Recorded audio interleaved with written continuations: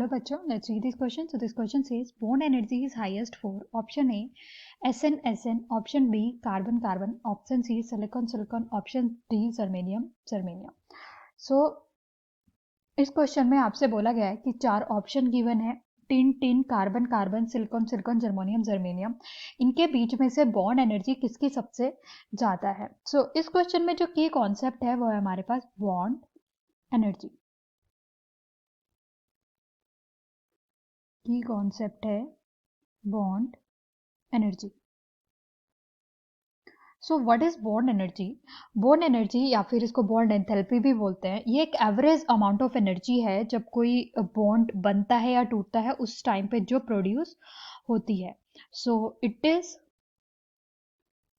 The average amount of energy, average amount of energy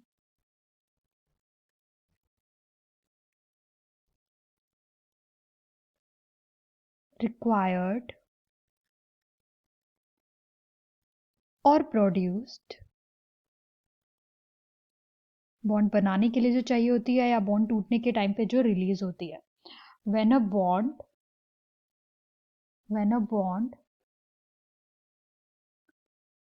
in chemical compound, मतलब जब वो बनता है एक कंपाउंड फॉर्म करता है तब कंपाउंड इज ब्रोकन और फॉर्म्ड, कंपाउंड ब्रोकन और फॉर्म्ड। ओके, सो जो बॉन्ड एनर्जी है वो 2 फैक्टर पे डिपेंड करती है।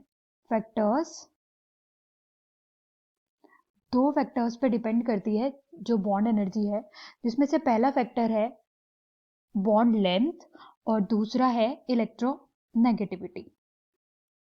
बॉन्ड लेंथ और दूसरा है इलेक्ट्रोनेगेटिविटी।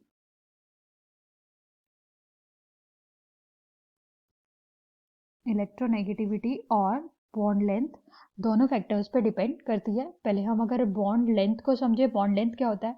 जब कोई बॉन्ड बनता है 2 एटम के बीच में, तो उन एटम के बीच के जो न्यूक्लियस हैं उनके बीच का एवरेज डिस्टेंस होता है, average distance between the nuclei of 2 atoms, average distance between the nuclei of 2 atoms, nuclei of उनके बीच के न्यूक्लियस का एवरेज डिस्टेंस।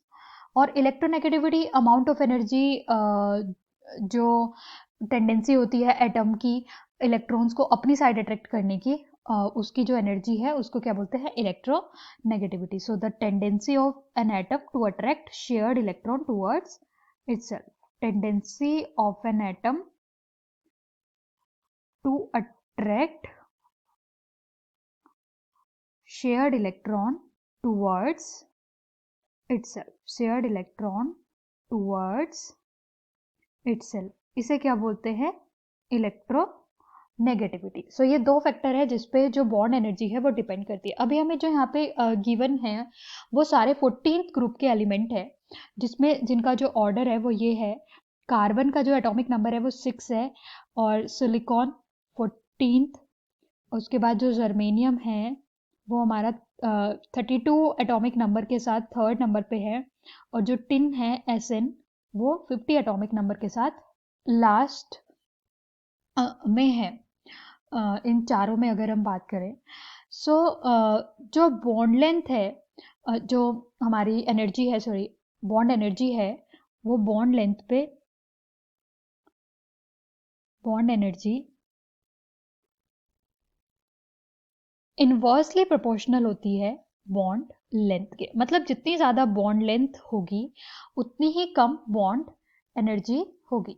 तो जब हम ग्रुप में ऊपर से नीचे जाते हैं तो बॉन्ड लेंथ बढ़ती है क्योंकि एटम का साइज बढ़ता जाता है। सो ग्रुप में ऊपर से नीचे जाने पे bond length in group bond length increases क्योंकि साइज बढ़ता जाता है। सो सबसे ज्यादा जो बॉन्ड लेंथ है वो किसकी होगी? यहाँ पे जो हमारा टिन है उसकी होगी, और सबसे कम कार्बन की होगी। तो इस फैक्टर से अगर हम देखें बॉन्ड एनर्जी सबसे ज़्यादा किसकी होगी, कार्बन की, क्योंकि कार्बन की जो बॉन्ड लेंथ है वो सबसे कम होगी और इन्वर्सली प्रोपोर्शनल है। और जो अगर हम दूसरे फैक्टर की तरफ जाएं तो जो बॉन्ड एनर्जी है, बॉन्ड एनर्जी डायरेक्टली प्रोपोर्शनल होती है इलेक्ट्रोनेगेटिविटी के।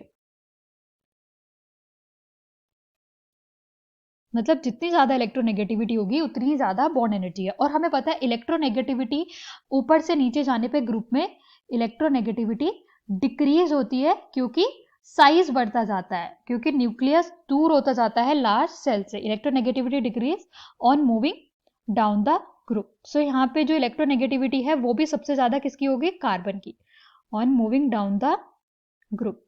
सो हमारा जो कार्बन है दोनों फैक्टर से वही रिस्पॉन्सिबल है। सो सबसे ज़्यादा जो बॉन्ड एनर्जी होती है हाईएस्ट, वो कार्बन के लिए ही होती है। So our final answer is option B, carbon. Carbon. Hope you understood it well. Best of luck.